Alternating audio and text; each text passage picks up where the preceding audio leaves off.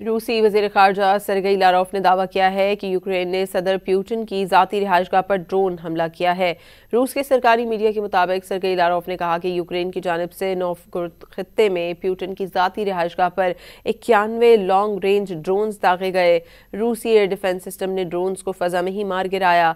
हमले में प्यूटिन की रिहाइशगाह को कोई नुकसान नहीं पहुंचा। रूसी वज़ीर ख़ारजा ने वाज़ेह किया कि हमले का जवाब दिया जाएगा।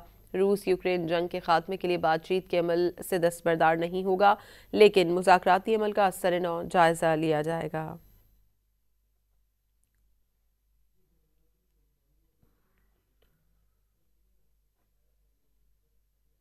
रूसी वज़ीर ख़ारजा सरगई लारोफ ने दावा किया है कि यूक्रेन ने सदर प्यूटिन की ज़ाती रिहाइशगाह पर ड्रोन हमला किया है।